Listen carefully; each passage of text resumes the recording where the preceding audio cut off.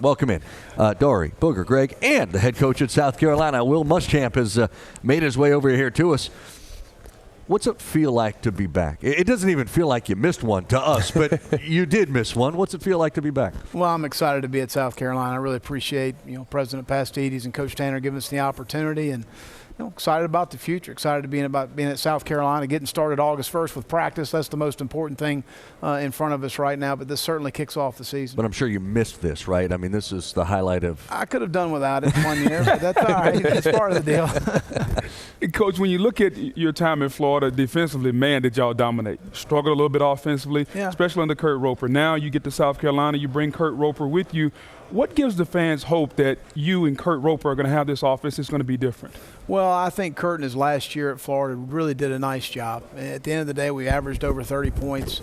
We had a struggle at the quarterback position. Right. He did a really good job with a freshman in Treon Harris and putting us in position to win games late in the year. But at the end of the day, he's a good play caller. He's a good developer at the quarterback position. But he fits very well schematically to what they've been doing before. And I think that, as much as anything, is very important in a smooth transition for our players. Coach, it's not a place, the state of South Carolina, where you have a ton of ties. But I really appreciate some of the things you've done by attending former coaches. Coach McKissick, you went to his ceremony. You hired Bobby Bentley, who's a very famous head coach in the state of South Carolina. Talk about the challenges of creating roots and pipelines around the state.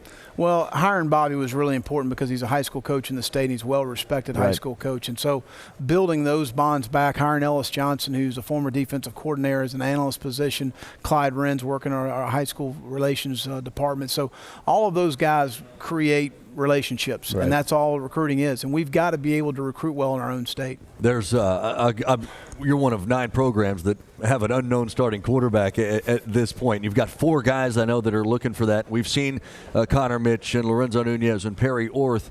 We haven't seen Brandon McElwain, and that's a freshman that a lot of folks that love South Carolina can't wait to see him on the field. Can you explain where he fits into the competition right now? Well, he's right in the thick of it. I mean, as far as spring, coming out of spring, he and Perry certainly distanced themselves to be the starting quarterback at the University of South Carolina. But I think he has a lot of the it factor. He has a lot of the intangible qualities. Obviously, he's a really good athlete. He throws the ball extremely well. I think he can make all the throws.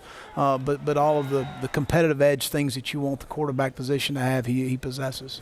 Defensively, Coach, this defense wasn't very good last year. You come in as a defensive mastermind, no Scott Moore with the neck injury. How are you going to fix this defense?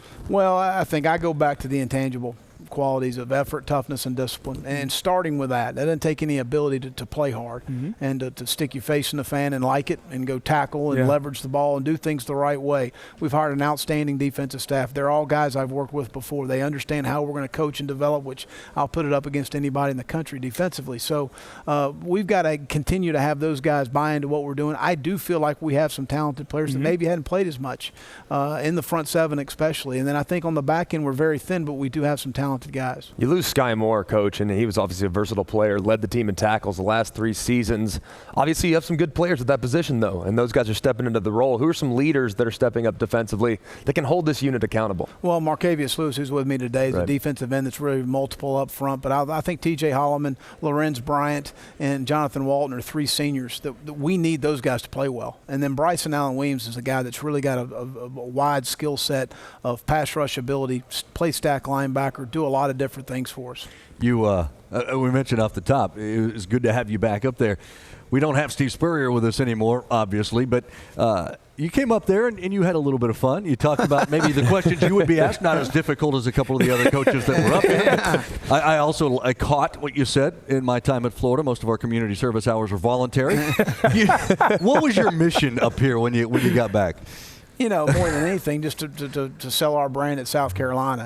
And one of the big things I want to talk about is our support, our loyal fan support. We have great fans. Our $50 million football operations facility, which is going to be outstanding, will be as good as anywhere in the country. And I think it's going to be a game changer for us as far as our student athletes on campus and in the recruiting process. But other than that, just selling South Carolina. Yeah, you did it well. It was a good listen too. Quite frankly, we need more of these good listens here at the podium. I told you a couple months ago in Columbia when I came down to do the spring tour. It's good to have you back. It's good to be with you.